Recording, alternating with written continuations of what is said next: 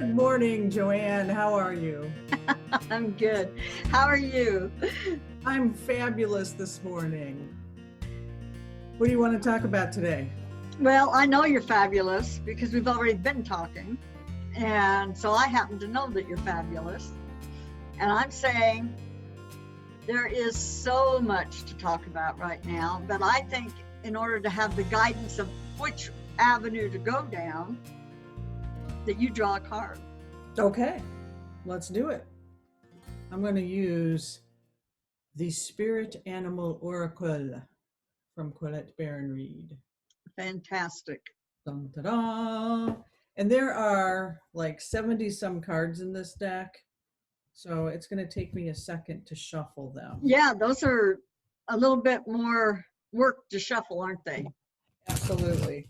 Absolutely. And I've done my intentions this morning and I've grounded myself. I have my bare feet on my salt crystals underneath my chair, underneath the table to keep myself grounded. Fantastic. I've asked Divine Source to remove me from my ego and speak only the truth. So we'll just say, what do we need to talk about on this episode? Absolutely. Well, as Spirit, what do we need to talk about for our highest good and the highest good of everybody watching?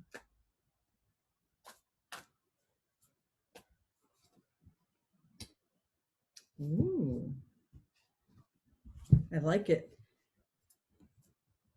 I pulled Moth Spirit. Oh, for heaven's sakes. And I pulled it in the reverse position.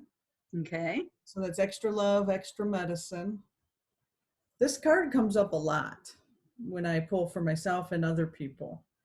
What's the number on it? 39. Okay.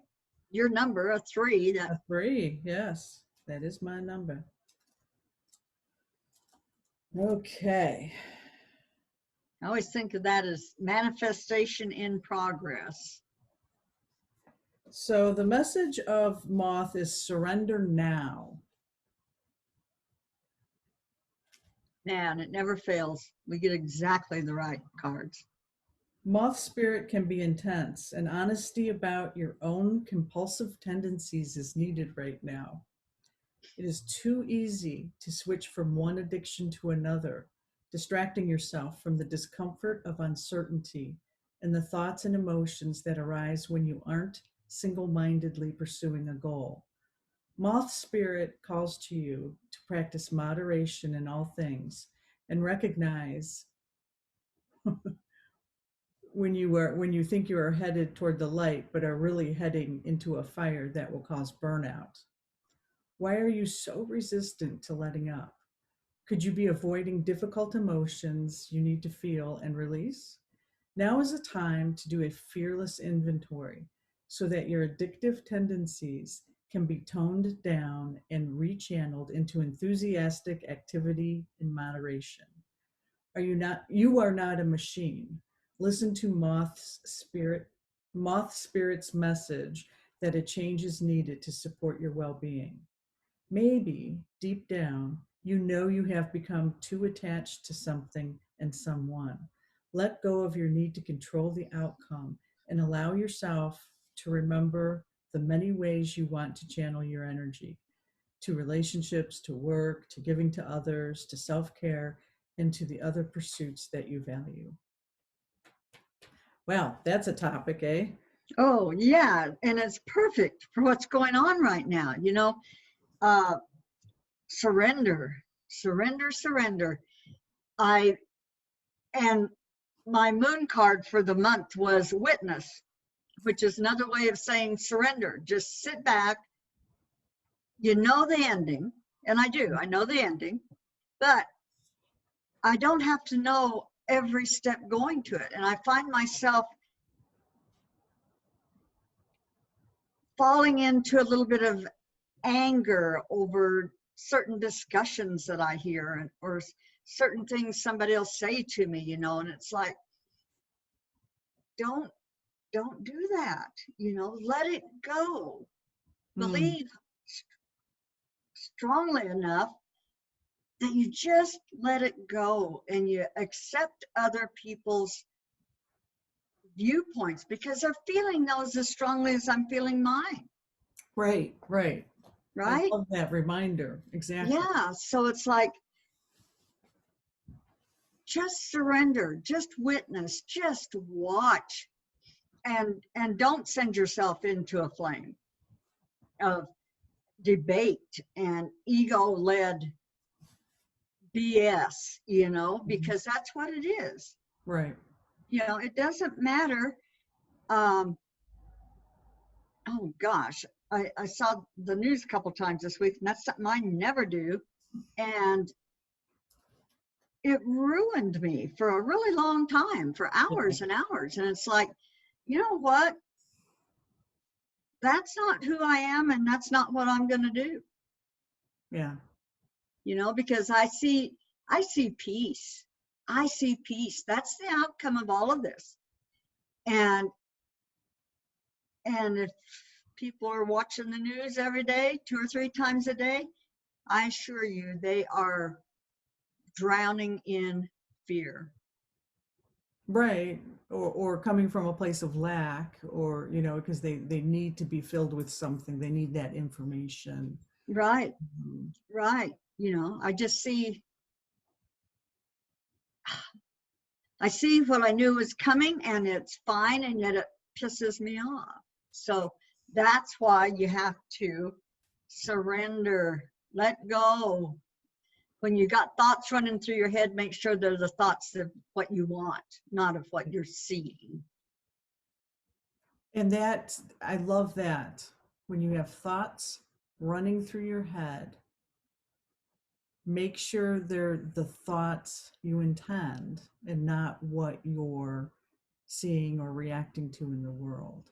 Absolutely. In particular, when things in front of you in the world are chaotic, that is when to amp up the essence, the love, the light of the thoughts that you have. Um, Absolutely. People often ask me, well, how do you do this? How do you change your thoughts? How do you move into that positive mindset? How do you start believing in yourself? How do you hear your inner voice? And you just said it. That's the first step, the first step is to be aware of your thoughts and what they are. And then to make that subtle shift and catch yourself, right? Absolutely. I love the whole concept of addiction with the moth spirit in reverse in the protection position, because it's addicted to that light, it's addicted to that bright shiny object. And to me, I look at it, I have a highly addictive personality. I have So do struggled I. my whole life. um, and it's almost like, do you remember that there's a carnival game? It was whack-a-mole, and like it was like this wooden thing with holes, and this little mechanical mole would come out, and you had this little hammer and you had to whack it, but then it would come out another hole and you'd whack it over here, and then you'd whack it, and it was this game to see how many times you could hit the mole, right? Right. That's my addiction, is whack-a-mole, because it's like, okay, I get this one under control, whoop, this one comes out, whoa, whoop, you know, and so there's Right. this constant, okay. So you got, for me, I have to step back and go, okay, where are my attachments? Because for me, addiction is about attachment and the fact that I'm not surrendering somewhere. What am I overly attached to? And then along that line comes, that's what I'm trying to control the outcome of. That's why I'm attached, because I want a certain outcome. We want what we want when we want it. No matter how spiritual we are, that is part of our humanness, right? Right. And so just, mindfully thinking about that. Where's the mole popping out today? We were talking before we started the recording about how I've been really physically active. And it was like I was really in my head and doing all this research and going down these rabbit holes and, just doing that whole Libra air sign kind of thing. And then all of a sudden I'm outside and I'm physical and I'm doing all this stuff. So again, though, it was excessive to the point where my body's going, really? You're 56, you're not like you used to be here, you know. Um, anything you do, I mean, food, sex, drugs, alcohol, those are the obvious ones. But, we're addicted to certain kind of thinking. A lot of people are addicted to that catastrophic thinking or like the worst outcome. Um, I mean, it's such a rich area to explore for personal transformation. I love this, love this, love this, love this.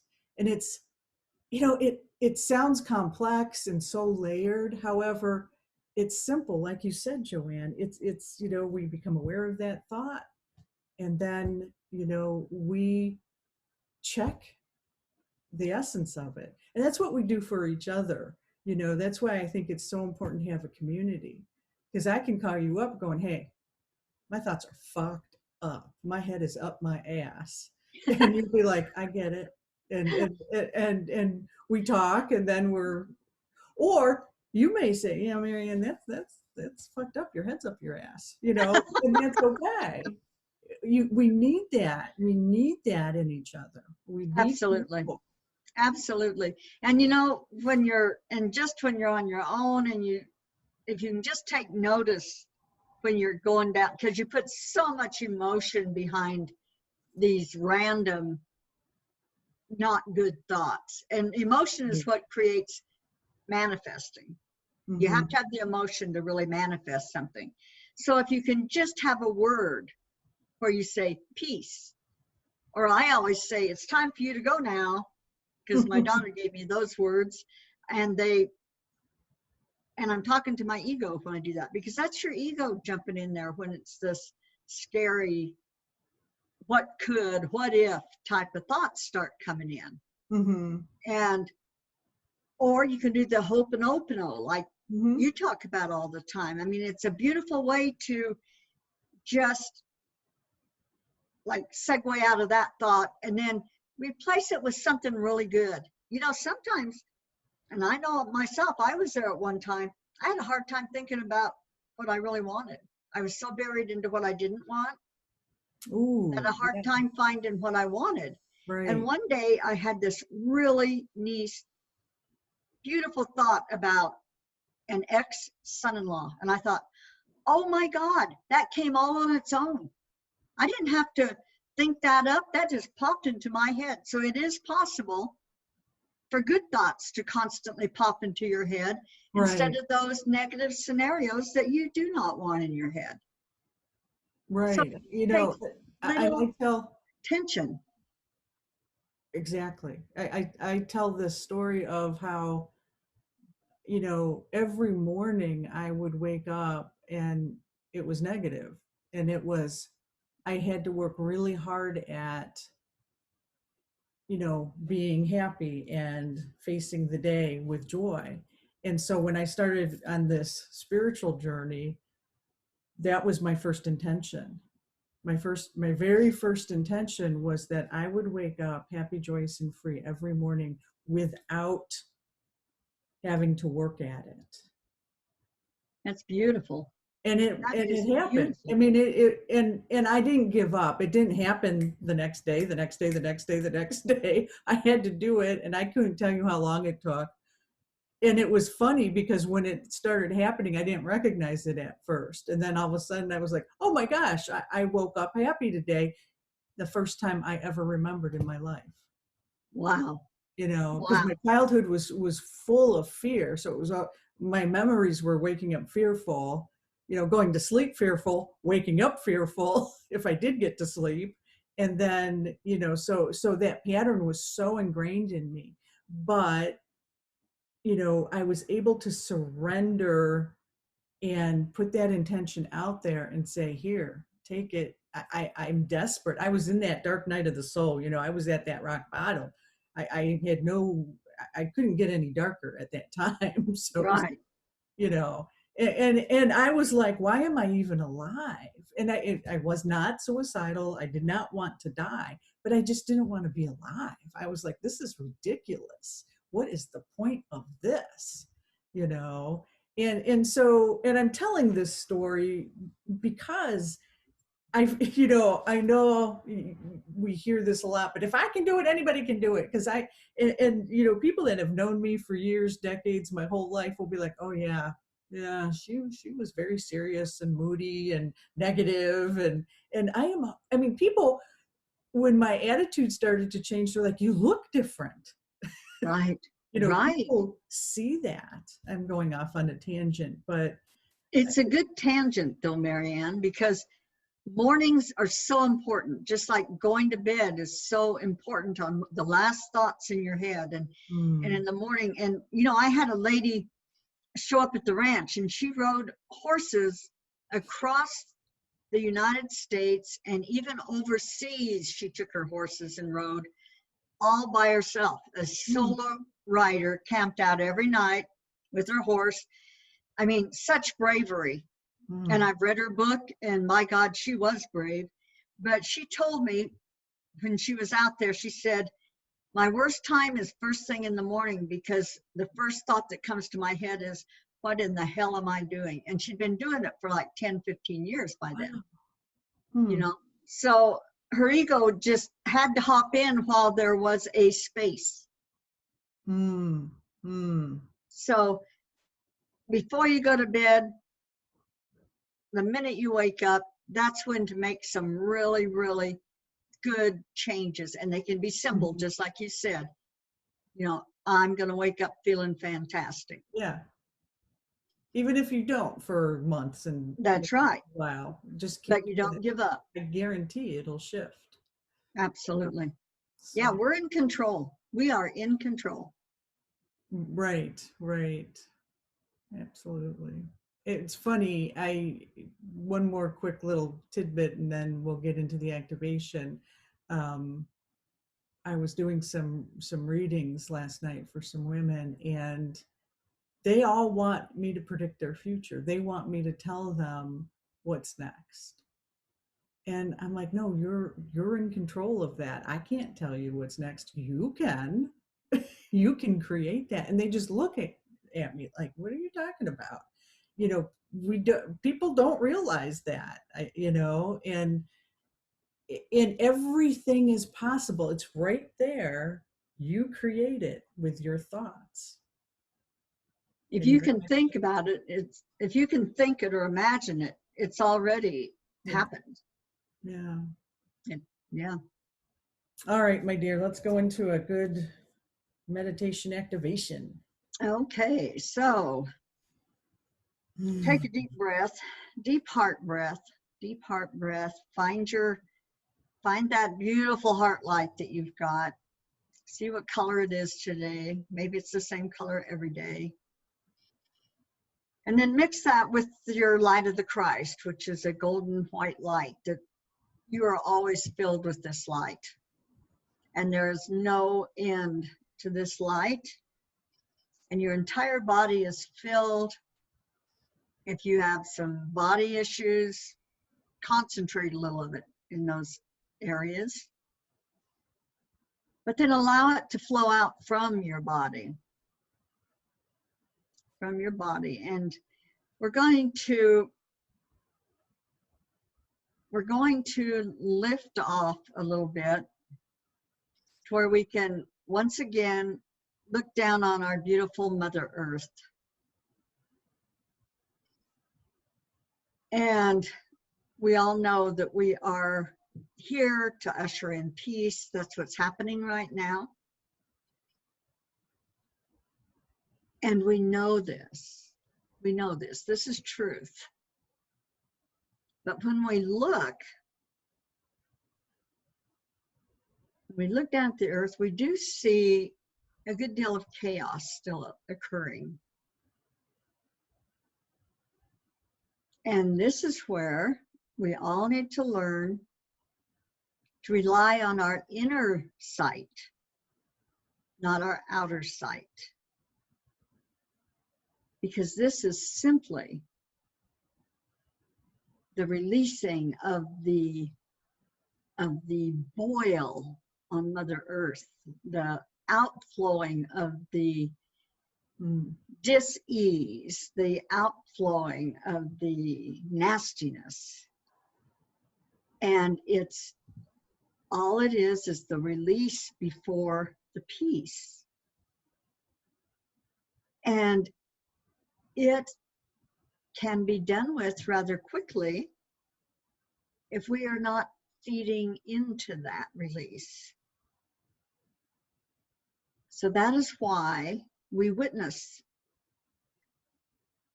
and we stay within our own truth of peace and how we see peace. We get to choose. And we get to know that it's world peace. We're looking down at our Mother Earth. We're not saying just the United States or just Canada or just Russia or anything. We are one, just as our Mother Earth is one. So as our light flows from us, we saturate once again our Mother Earth with this beautiful, golden, bright Christ light. And as we do this, we see the peace. We see peace, we see paradise. We see perfect health. We see joy, we see love, we hear music, we hear laughter. Because that's what peace looks like. We dance, we sing, we drum. And we're doing that the entire time that we're shining our light. The entire time that we are saturating the planet and all of her inhabitants, every single one of them, with this Christ light. And the more we flood them, the more their Christ light amps up. And that's what we want. We want world peace. So take a deep breath. Hold your version of peace on earth in your heart. Hold that picture. And when something feels a little crossways to you, or you hear a little something, bless it, send out more light, and visit your version of peace. Just takes a second. Or say a word, say peace, say witness, find a word. It'll take you back into the space of peace. It's all happening very, very quickly, very quickly. And it happens even more quickly when we stand in our light. That's what we came here to do. We've got each other to rely on. There's millions of us, millions of us. And we're not alone either. There are millions of spirits and guides surrounding us also, holding the light. So another deep breath. Come back to where you started. Yet you feel different. And this is done, so be it. And so it is. And so it is. Beautiful. Beautiful. Thank you. Till next time, I love you, JoAnn. I love you too. Namaste.